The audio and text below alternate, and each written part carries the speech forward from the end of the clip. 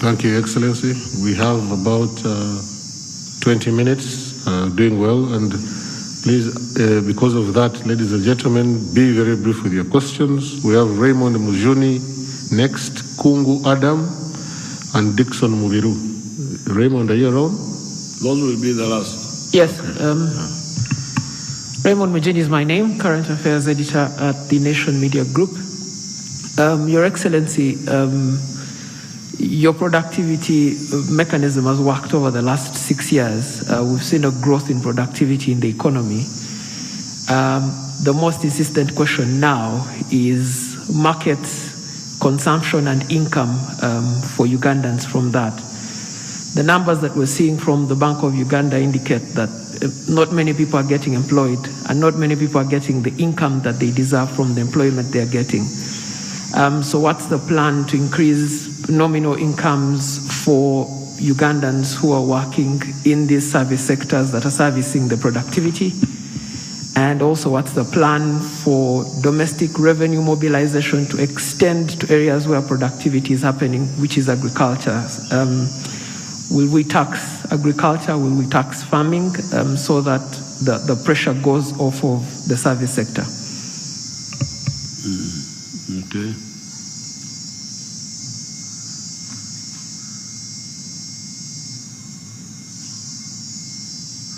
Adam. Thank you so much, Your Excellency, and welcome back from the trip to the UK and US. My name is Adam Kungu. I work with Baba TV and Radio 4. Your Excellency, there was speculation that your hosts during the US-Africa Summit intended in one way or the other to engage you to change your and Uganda's stance on the Russia-Ukraine conflict. Is it something that you consider or Uganda intends to consider at some point? And are we cognizant of the implications of the stand we have already taken as a country? Thank you. Dixon Muviru.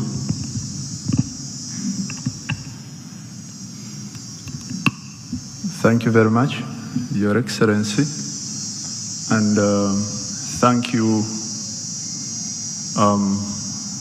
for this session. My name is Dixon Muviru, and I run New Grace Publications on Owino newspaper, The Grapevine, and Top Secrets. My question is very simple, and it is concerning security and the recent abductions. Recently, one opposition leader has been highlighting people, different people from different regions who have been abducted and are nowhere to be seen. I run a local publication which is community-based, which is on Owino. And there are stories of relatives of these people who say that there are people, some of those who have been released are in a very bad state after their release. My question is, who is arresting these people? Secondly, can security give us a count of those in their cells who are waiting prosecution, like you said, when the judges are appointed, when enough judges are appointed, the number, those who are waiting prosecution. And then, Your Excellency, what are we going to do, or what is your government going to do for those people who have been arrested, tortured, and then allegedly tortured, and then left for the dead, thrown in various villages? Thank you very much, Your Excellency. Okay, those are the last 3 questions. One more. I forgot. Sorry, Helen, I forgot your question. You can ask your question now and then we close. Thank you, Manuel Simbi. Your Excellency, I thank you for this opportunity. I'm Helen Muchivi from New Vision, which is part of Vision Group Media. And Mshibi umulwanyi wa Foweda. I appreciate, sir. Okay. Yeah, so I'm glad you mentioned Bukede Radio as one of the platforms you wish to use to create awareness. Because Vision Group, we have 5 radio stations, and I'm sure others will be very helpful in this one. What I want to ask about, Mr. President, that during your recent engagements in US and UK, from the information you got, your meetings centered on health, security, trade, investment, and value addition. So what I'm asking about is how does the Ugandan, a common person like me, benefit from these meetings in eradication of poverty in our country? And what are the opportunities? And maybe as you list the opportunities, you also mention what lessons should Abakongozi, like you mentioned recently, learn about your visit and the opportunities. The what? What are the opportunities that are coming after your deliberations in the US and USA? And then I mentioned that you recently brought a new phrase about Kongozi, about Kongola. I'm not so sure. Okay. So how do they benefit? Mm-hmm. And then a sub question is that while still in the US, you met the leaders of the region. So I'm just wondering what plans do you have to eradicate these the differences that always bring about the stallment of cross-border trade? Because these are questions and problems that come over and over. So my question is one, but with us 1B. Thank you, Mr. President. Mm-hmm. Okay, so this will be the last because I must go and do something else. One was asking about the purchasing power of the people. I think that question was about the purchasing power. The one who asked me first. He was saying that production has gone up, but people don't have money to buy. That's what he was saying. Well, that's an old question. It was a big problem for capitalism from the time of Adam Smith, 1776. The capitalism grew, production grew, but purchasing power was not growing because people didn't have money in their pockets. And in 1929, it caused the big capitalist crash in Western Europe, what is called the Great Depression. That is when some of the new economists like Maynard Keynes brought the idea of putting money in people's hands so that they can be able to buy. And Maynard Keynes gave an example. He said you could employ somebody to dig a hole, then fill it again, and pay him. In other words, he doesn't do anything of value, but you put money in his hands so that he is then able to go to the shops and buy something. And that is where the idea of the welfare state, in Western Europe, this is where people are not working, but they are given unemployment benefits. But those are economies which are different from ours. You see, those economies, you will find that unlike Uganda, so many families have land. So many families have land.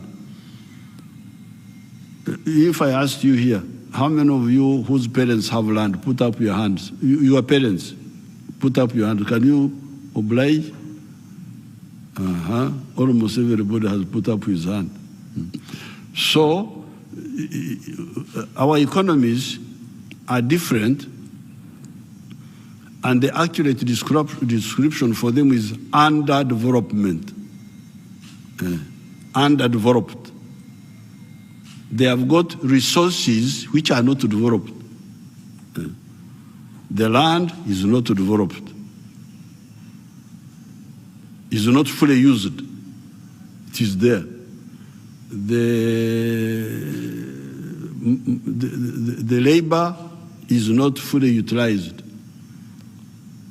So therefore, our answer here to put more money in people's hands is what we are doing. When we say PDM, this is government money. It's a grant by the government to this group in the village. You people, here is money. We beg you, we are begging, can you imagine? We beg you, please, that you use this money on your land. Your land is yours, it's not mine. To create more money. This is what we are telling them.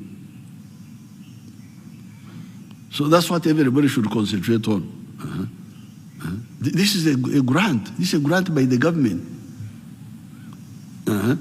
Then we go to the other people to say, okay, in case you don't have land,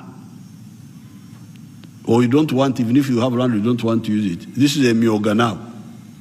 A myoga at the constituency. This is now skills-based,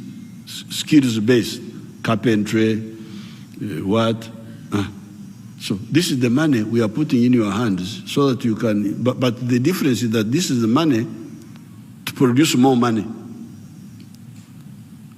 It is ensigo, so tubawere ensigo. Zobwerere za sente. Nti musige mukungule esente ezisingawo. This is our answer to that issue, because the moneylessness, the lack of money, is because people are not using the resources they have. They are not using the land. They are not using the labor. So please, ensigo hiyo gikozese eyale bukwita kwala olabye omuganda werwero nange temunzimula. So this is the answer. We are very conscious of that. Very conscious of that. But we even go further, like this kanakasente ketuwereza abakadde. This sage, that sage is the Kasumoro and Tobo of the other unemployment benefits, more or less because these people, we just give them free money. So if we had bigger budget, we could put more money in that program of the elders and cover more, because they have been agitating. You are giving only the ones of 80 and above. You start giving the one of 65 and above. So we don't have enough money. But if we had enough money, we would involve the ones of 65 and give them more money. So the ideas are there. It is just the resources. But we think the one which is easy is this one of Oku and Sigo. PDM, this other one, Emyoga. Yeah. That's really, I insisted the government, even if we stop the roads, but let's put enough money here. That's why you hear 100 million per parish. This is quite a bit of money. Because if you are to give each family 1 million, that means you cover 100 families in one parish in 1 year. Umwaka ogudako, another 10. Myaka ena, 400 families in a parish. This is something. And we calculated it. Because like the 1 million per family, I think that time we calculated that Okugula Emwanyi for 1 acre, 450 seedlings would take 180,000 shillings. Obofunye ensigo ezimala okusimba mu ika yonna 450. Then you remain with 820,000 for labor, for what. So singa mukinyonyola bulungi mukozesa radio zammwe, it would help our people. Now the Americans handled the meeting very well. They did not try to involve us with the diplomatic and these political issues, which would have brought differences. They just concentrated on trade and business. No problem. Boy, we got business. We had no problem. So they didn't bring the issues of Ukraine, what? No, they didn't. I didn't hear anybody raising it, and nobody was trying to, because that would have brought disagreements. Why are we taking the stand we are taking on that issue of Russia, Ukraine? It is because it is the correct one. Because we know the history very well. We know. I gave a long, no, I don't think I have spoken about it in public, but in private I have talked to all these leaders. They know our stand, and it's a correct one. Now, these abductions, I would really like to, like for instance, my friend, is she called Mubiru? Mubiru, could you, one of my staff, I don't know whether there are people who are here, the security people, Major Agaba, if you could put her in touch with Mubiru there, so that I can get these people some examples, 1, 2, 3, to Tandikirao. Who are these who are abducting people? Because we have got, when there were the other riots in 2020, I called meetings of all these security, police, I called all of them, the other people, I called all of them and gave them guidelines in writing. These guidelines are already in the law. So really what I was doing is nothing new. I was just emphasizing and explaining. So I would want to know who are these whom you say arresting is in order, because like these people who are vandalizing power, we're going to arrest them. But once you arrest them, the question is, how do you handle them? And in the write-up, you can give them my write-ups. You can give these journalists what I told the security people. You don't have to beat. Beating for what? No beating, just interrogate, and whether he admits or not, you can see the facts that pin him down, and he can be sentenced and even hanged. but legally. So you don't have to beat. You don't have to cause okweretera enziro. You can go by the fact. Museveni, were you in the conference hall at 10 minutes to 3 on 23rd? No, I wasn't there. But you were seen by Nabanja, you were seen by Mubiru. We saw you. So even if you deny, the evidence would pin you down. So these security people had the wrong idea that some of them are traditional ideas. You know, they come with ideas from the tribes. There was a later one, Majega government. But it was Nacharo.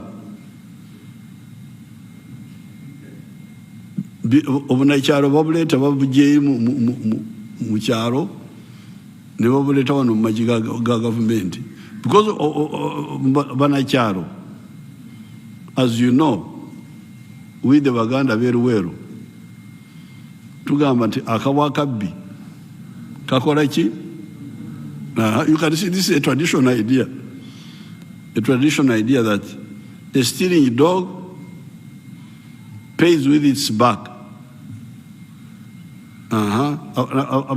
Abanyankore bagamba nti akawakaiba kaihura omugongo gwako. These are traditional ideas. Then the other traditional idea is okutatia. Banyankore call it okutatia. To beat you so that you tell us the truth. Okutatia. So these are really essentially traditional ideas, tribal management of crime. But we have told them that and then of course within it, you can see this man is trying to be 3 in 1, to be like God the Father, God the Son, God the Holy Spirit, the Trinity. This fellow is trying to be the investigator, to be he investigates, he arrests, he investigates, and he also punishes. Because if you say akawaka bikasa sora mugongo, that means you are the one, you are both the arrester and the punisher. And modern constitution of Uganda is saying, no, we need 3 people here. We need the investigator and the arrester. We need the prosecutor. And I was the sir. And we need the Mulamuzi, the Anasaro Musango. So this fellow is trying to be 3 in 1. He has not understood yet the separation. So really it is part of capacity building. The law is there, but they have not absorbed it in their blood. And that's what that's why I would, because I took time and I really took them through. So I would be surprised to find anybody who is still doing that. That's why I want to get some help from Mubiru.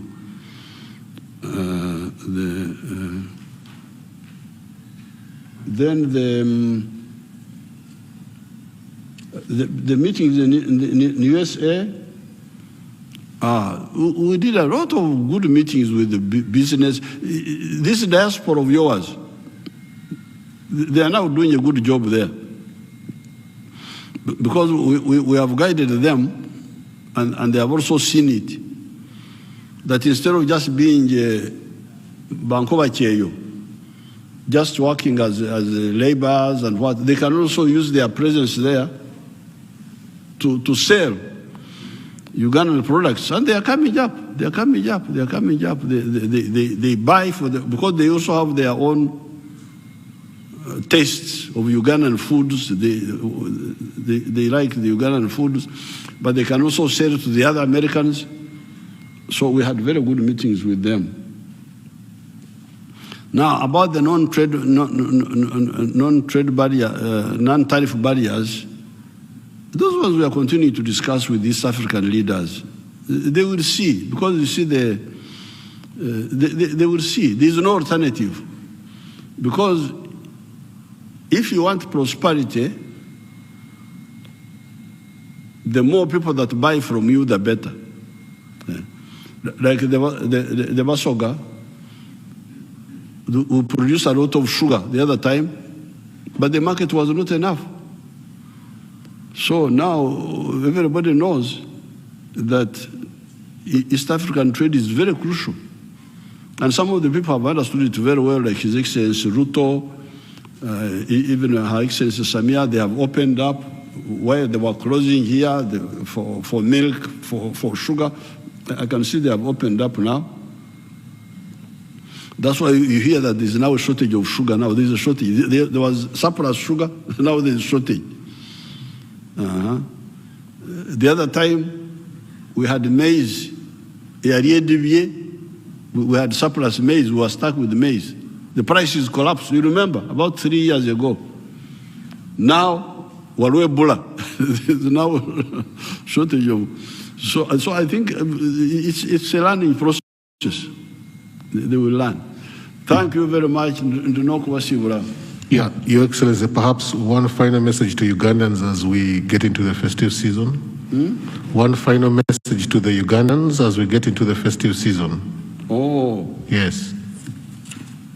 The message to the Ugandans is what I will give you on the New Year's. On the New Year's Day, you wait for it. Thank you very much, Your Excellency. Mama Mchibi was talking about our Congozi. Ngenda kubongerako on the New Year's Day, the end of the year. I will make a speech and I will concentrate on because those people you say don't have money now, part of them is because they Congora. Congora is when other people are working and you are cheating.